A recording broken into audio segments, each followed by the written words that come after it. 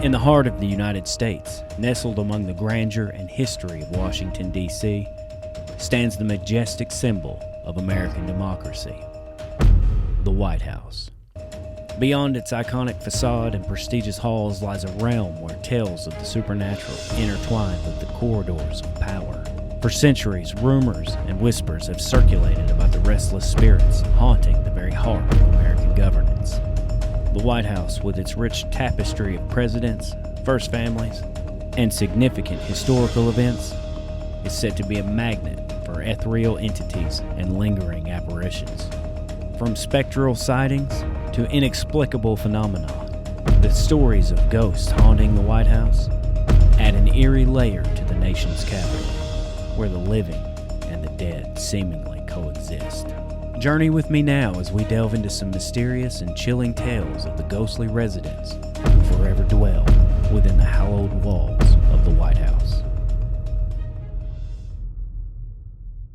As a home with a history dating back to 1800, the White House has its fair share of supernatural stories.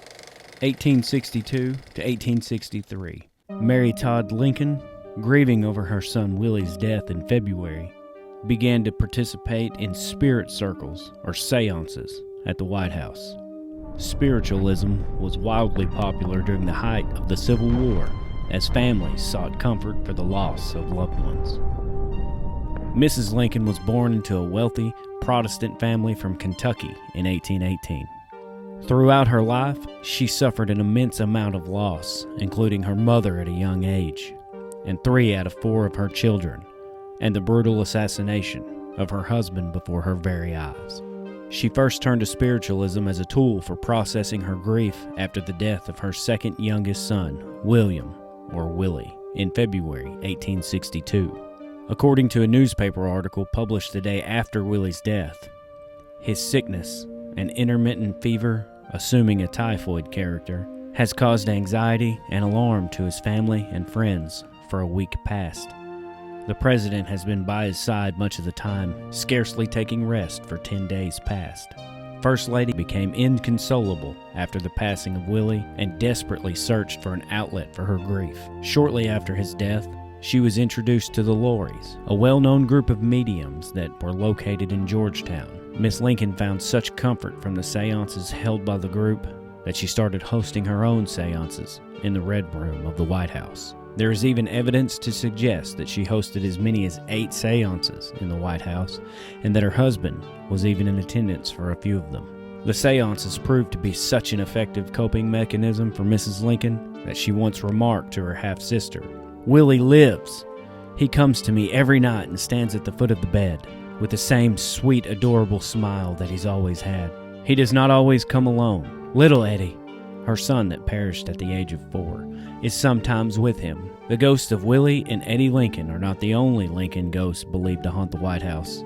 The ghost of their father, President Abraham Lincoln, is arguably the most well-known at 1600 Pennsylvania Avenue.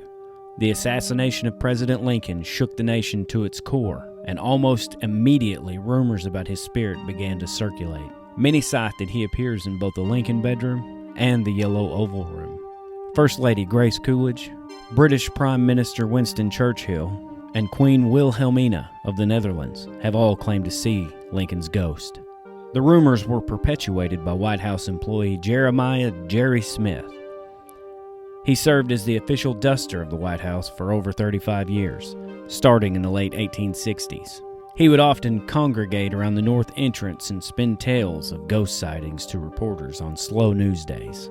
In 1870, Mary Todd Lincoln secretly visited William H. Mumler, a self-proclaimed spirit photographer.